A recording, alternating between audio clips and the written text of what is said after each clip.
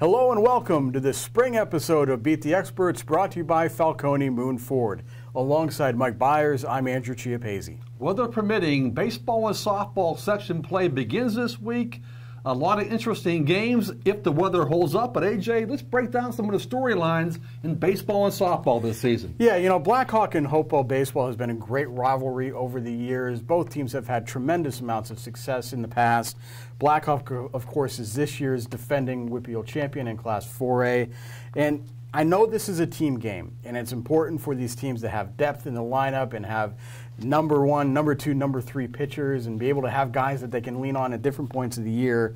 But every time Blackhawk and Hopewood play each other this year, hopefully more than twice, I'm going to be watching Blackhawk infielder Michael Turconi, hopefully against Hopewell pitcher Joe Rock. Both of these guys are Division I prospects. Rock is going to Ohio. Turconi is going to Wake Forest. I know it's a one at-bat, two at-bats, three at-bats in a 7-inning, 8-inning, maybe even 9-inning game with these two teams, but I can't wait to see these two face each other because it's going to be one part of a potentially great matchup all season long. Yeah, you know what? Both of these teams are going to be contenders to be in the WPIAL championship game. Like you said, Blackhawks are returning WPIAL champion. Beside Michael Turconi, who's going to be a shortstop and a pitcher. By the way, he's throwing the ball about 90 miles per hour. But Blackhawk also has a great pitcher in Andy McClymans. I think in his career he's 15-1. Now, Hopewell returns Joe Rock plus 7 other starters, including catcher Mitch Haranek, a very veteran team here. It's a great section historically, that section with Quaker Valley, Newcastle, Central Valley, etc. But I think it's going to come down to Hopewell and Blackhawk again, and it should be a great race. First meeting in 10 days, so it should be a lot of fun. You know, a few years ago, Mike, Todd Goebel helped guide Quaker Valley to an outstanding season, including a trip to the WPIAL championship game and the state semifinals. He moved on the moon, and it's been a couple years since, but now it seems like he has a team with his Tigers that might do what that Quaker Valley team did. It has a veteran team with some leadership, some good quality players, and I'm really excited about this Moon team because I really like Nick Mao and Seven Shoney's, two seniors who are outstanding, kind of versatile guys. They're pitchers, they're outfielders. Mao can play in the infield a little bit. They're good hitters. They're the guys that you want to build a good baseball team around, and they're just a key part of a Moon team that has a lot of different pieces and could be very competitive this year. Yeah, you know what? Todd Goebel's an interesting guy, a very humble guy. I recall when he was at Quaker Valley, I did a story on him, and he didn't want me to write my story that he played college baseball and minor league baseball.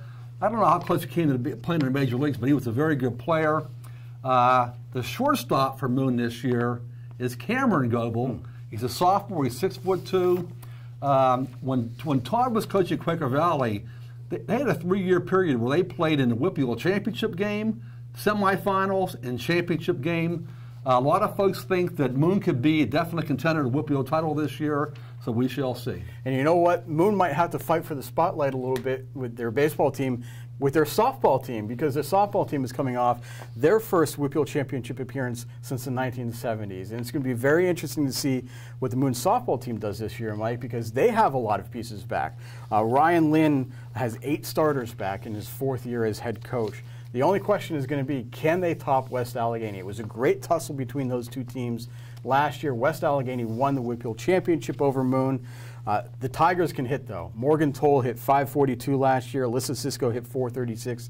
The only question is going to be pitching. And West Allegheny might have the edge there right now, but it's going to be a great battle all season long. You know what, AJ? Last year when they played in the WPIAL championship game, West Allegheny was the #1 seed. Moon was the #3 seed.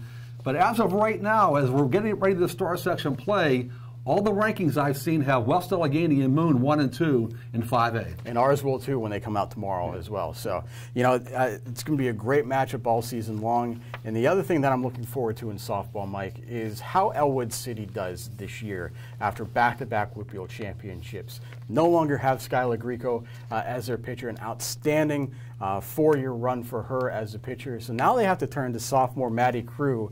And for the first time since May of 2015, Elwood City has lost to a WPIAL opponent. They lost 11-7 to Mohawk last week. So it's not going to be an undefeated season for Elwood City like it was in the regular season last year.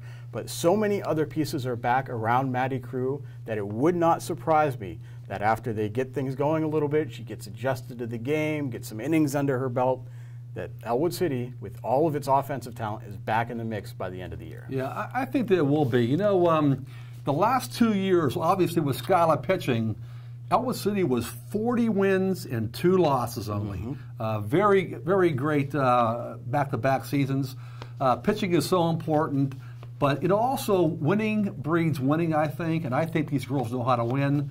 I think Elwood City is going to be in the mix when it's all said and done. Should be very interesting. We're only getting just started with the baseball and softball season. Hopefully Mother Nature will cooperate as the weeks go on. That does it for this week's episode of Beat the Experts. You can keep track of all of our games this week on timesonline.com. Join us at noon Wednesday and noon Thursday for the next editions of Game On. So for Mike Bires, I'm Andrew Chiappazzi. That does it for now. We'll see you soon.